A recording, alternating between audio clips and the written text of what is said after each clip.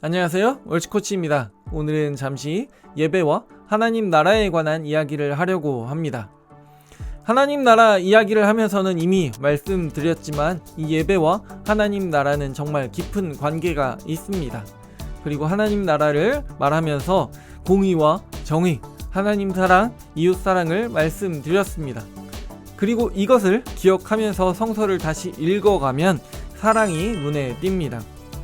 갈라디아서에서 바울은 사랑으로 서로 섬기라고 말하면서 모든 율법은 내 이웃을 내 몸과 같이 사랑하라 하신 한마디 말씀 속에 다 들어있다고 말합니다.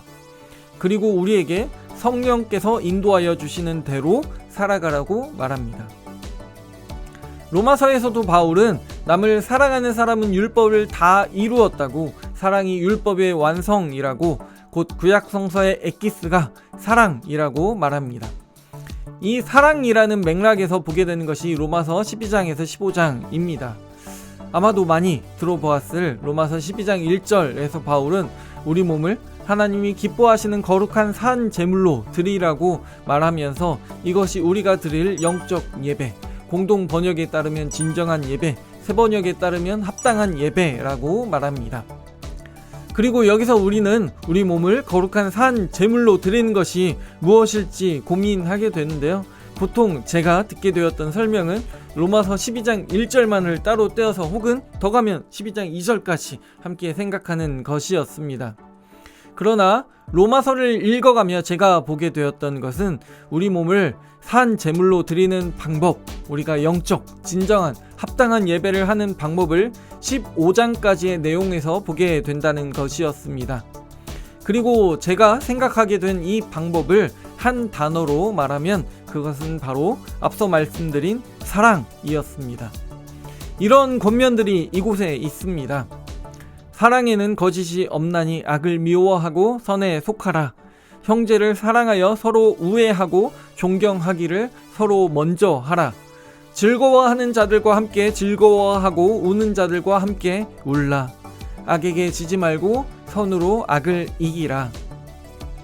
이어지는 로마서 14장에서는 같은 맥락에서 서로를 비판하지 말라, 판단하지 말라고 말합니다.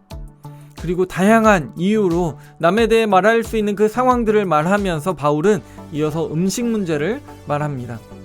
지금의 우리라면 전혀 신경 쓰지 않을, 그러나 당시의 상황에서는 정말 큰 문제였던 음식 문제를 말하면서 바울은 이렇게 말합니다. 여러분 각자가 음식 문제로 형제 자매의 마음을 상하게 하면 그것은 이미 사랑을 따라 살지 않는 것입니다. 음식 문제로 그 사람을 망하게 하지 마십시오. 그리스도께서 그 사람을 위하여 죽으셨습니다.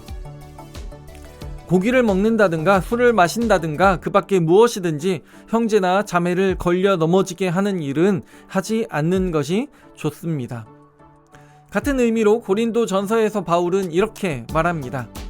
그러므로 음식이 나의 형제 자매를 걸어서 넘어지게 하는 것이라면 나는 그들 가운데 어느 한 사람이라도 걸려서 넘어지지 않게 하기 위해서 평생 고기를 먹지 않겠습니다. 그리고 바울의 이 말 속에서 우리는 앞서 말씀드린 사랑을 다시 생각하게 됩니다.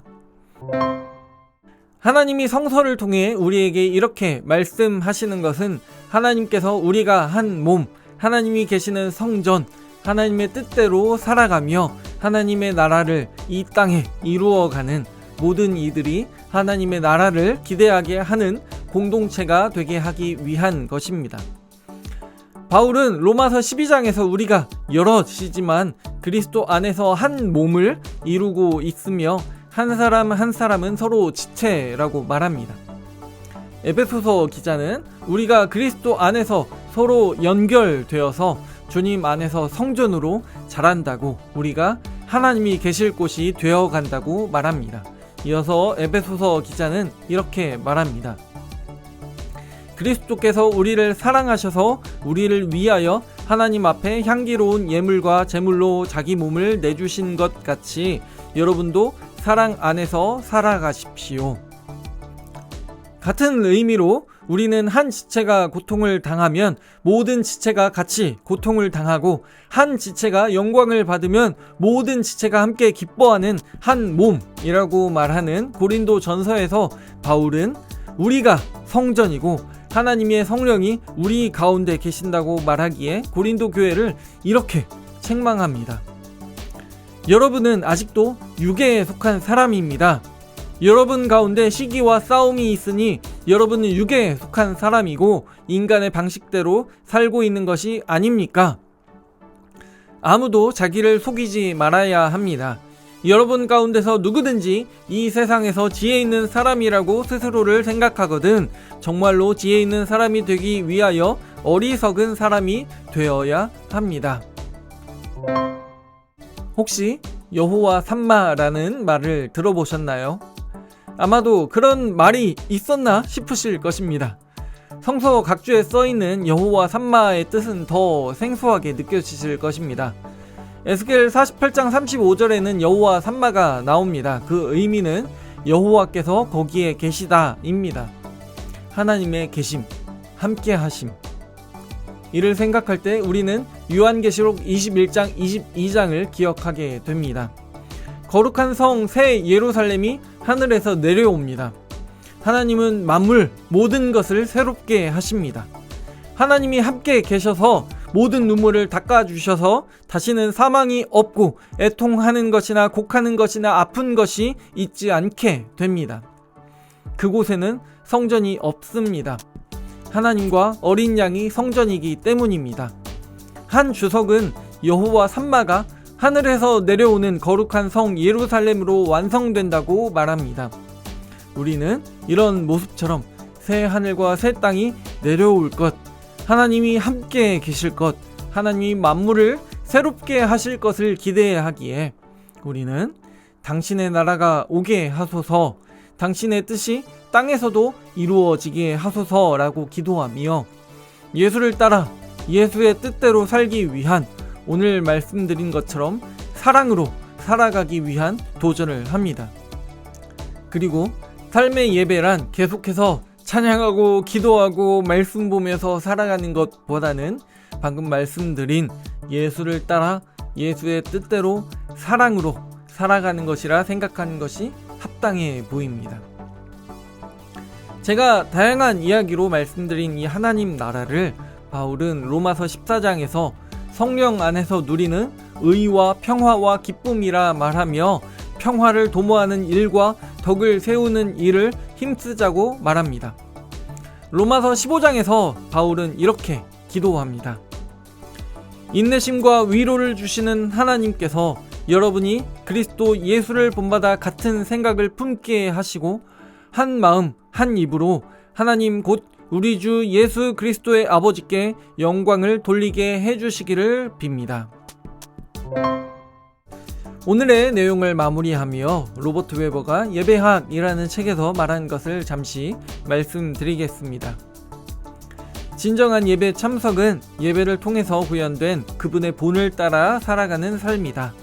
예배의 주인공이신 하나님은 예배를 통해서 기억되고 예상되는 그리스도의 진리 속에서 예배 안에서 직접 일을 하시며 자기 백성들과 만나신다. 이 하나님의 진리가 예배를 통해서 그리고 성령의 역사로 내 안에 역사하면서 나는 죄에 대하여 죽고 부활 안에서 새로운 삶을 살도록 부름받은 소명을 따라 예수와 함께 하나 된 그 거룩한 일치를 이루어가는 것이다. 고린도전서 13장에서 보게 되는 것처럼 사랑이 없다면 우리가 무엇을 해도 아무것도 아니고 아무 유익도 없습니다. 우리가 하나님 나라를 기대하며 예수를 따라 예수의 뜻대로 사랑으로 살아가기에 우리 몸을 하나님이 기뻐하시는 거룩한 산 제물로 드리는 영적 예배, 진정한 예배, 합당한 예배를 하게 되기를 기대합니다. 저는 또 찬양에 관한 다른 이야기로 돌아오겠습니다. 그때까지 구독, 좋아요, 알람 설정 부탁드리고요. 공유도 부탁드립니다. 하나님의 평강이 함께하기를 원합니다.